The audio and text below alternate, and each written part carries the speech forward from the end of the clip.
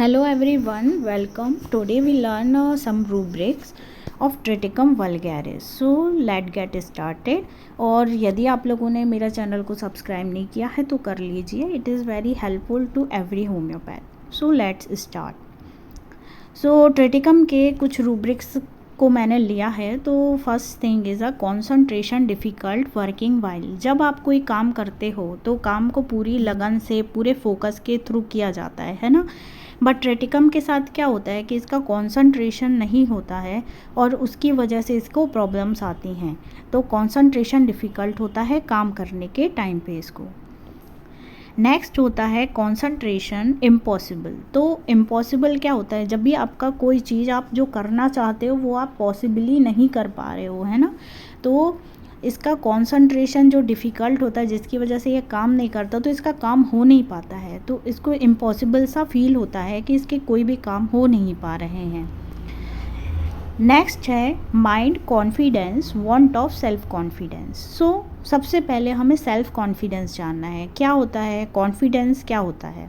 तो ये एक ऐसी स्टेट है जिसमें हम सेल्फ एश्योरेंस होता है हमारे अंदर, है ना. हमें डाउट नहीं होता है अपने ऊपर कि हम कर लेंगे. कैपेबिलिटी को हम महसूस करते हैं, पर जब कोई ये कैपेबिलिटी को महसूस नहीं कर पाता है, उसको डाउट होता है, देन वी कॉल्ड कि इसको कॉन्फिडेंस की आवश्यकता है.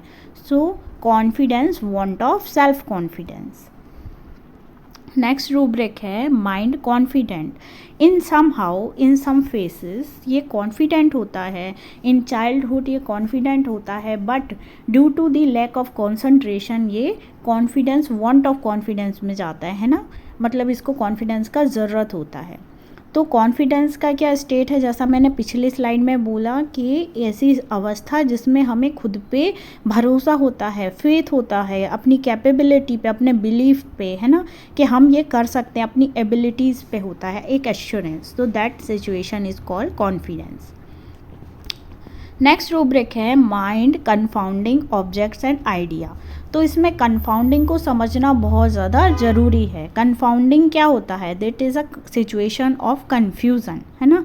आप किसी चीज़ को लेके कंफ्यूज हो, आप कंप्लीटली डिसाइड नहीं कर पा रहे हो कि क्या चीज़ आपका है और क्या चीज़ नहीं है. तो अकॉर्डिंग टू योर एक्सपेक्टेशंस, है ना. तो यहाँ पर क्या होता है कि इसको कन्फ्यूज़न होता है कोई भी ऑब्जेक्ट्स को लेके, कोई आइडियाज़ को लेके, है ना, कि ये चीज़ जैसे रस्सी को सांप समझ लेना, है ना, दैट टाइप ऑफ समथिंग. तो इसको ये ऑब्जेक्ट और आइडियाज़ को लेके बहुत ज़्यादा कन्फ्यूज़न होता है माइंड में. नेक्स्ट रूब्रिक है कन्फ्यूज़न ऑफ माइंड. तो what is a confusion, where individual is generally all right but whenever he sets for doing some calculations या कुछ ऐसा काम करने गया and he get confused. वो सिचुएशन जो chaotic कंडीशन होती है, जब भी माइंड में दो थॉट्स होते हैं, टू विल्स होती है एंड हमें समझ में नहीं आता हम क्या कर रहे हैं, तो that is a confusion. So confusion of mind daily affairs about, यानी वो डेली के जो भी काम कर रहा होता है ट्रिटिकम वल्गैरिस का जो बंदा होता है, तो डेली अफेयर्स में भी इसको कन्फ्यूज़न होता है. Confusion of mind prescribing complaints properly not. तो ये डॉक्टर के पास जब बताने जाता है ना, तो ये अपनी डिस्क्राइब नहीं कर पाता है कंप्लेंट्स को अच्छे से. तो जब ये कोई बंदा आए आपके सामने और डिस्क्राइब नहीं कर पा रहा है, वहाँ पे हम ये रूब्रिक ले सकते हैं और हमें दिखाई दे रहा है कि he is a confused state, तो वहाँ पर हम ये रूब्रिक लेते हैं. Confusion of mind describing complaints properly not. Confusion of mind identity as to his.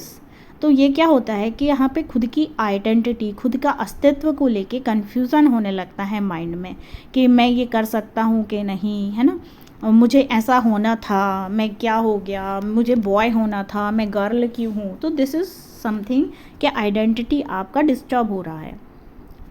Next rubric है confusion of mind listening while. तो जब भी कुछ सुन रहे हो आप और कुछ और सुनाई दे रहा है और उसको लेके आप कन्फ्यूज्ड हो, है ना. नेक्स्ट रूब्रिक है confusion of mind mental exertion from. तो क्या होता है कि कन्फ्यूज़न माइंड में कब आता है, जब हमारा ब्रेन का एक्टिविटी ज़्यादा होता है, हमारे अंदर जो हार्मोन्स हैं वो डिस्टर्ब होते हैं, या हम स्ट्रेस की सिचुएशंस में होते हैं, है ना। Sympathetic and parasympathetic nervous system जब डिस्टर्ब होते हैं, तो ये कब होगा, जब मेंटल एक्सर्शन ज़्यादा होगा।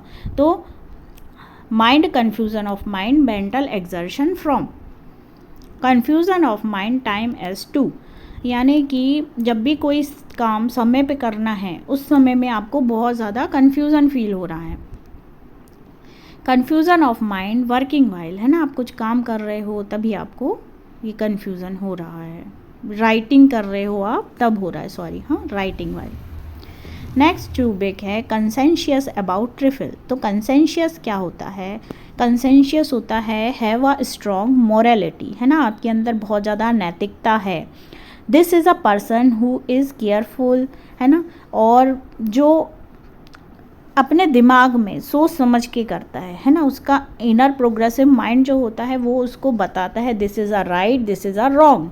तो ट्रिफल्स क्या हैं, छोटी छोटी बातें, है ना, a thing of little value, जिनका कोई ज़्यादा अस्तित्व नहीं होता है, बहुत छोटी चीज़ होती हैं जिसको आप इजीली फॉरगेट कर सकते हो, बट वो चीज़ें आपको प्रॉब्लम क्रिएट कर रही हैं। तो that is a कंसेंशियस about trifle. Next rubric है ट्रिटिकम को कंसोलेशन से एमेलोरेशन है। कंसोलेशन क्या होता है, जब आपको कोई कंफर्ट फील कराता है ना, आप कभी लॉस डिसअपॉइंटमेंट में हो और कोई आपको सांत्वना दे रहा है, दैट इज़ अ कंसोलेशन। तो कंसोलेशन से एमेलोरेशन है। नेक्स्ट रूब्रिक है माइंड कंटेंट। तो कंटेंट ऐसी सिचुएशन है जब आप सेटिस्फाइड होते हो, है ना, किसी भी चीज़ से, कोई भी सफरिंग से, हर चीज़ से आपको लगता है कि यस आई एम संतुष्ट, है ना, मैं संतुष्ट हूँ, मुझे किसी भी चीज़ की कोई कमी नहीं है, आई एम ओके।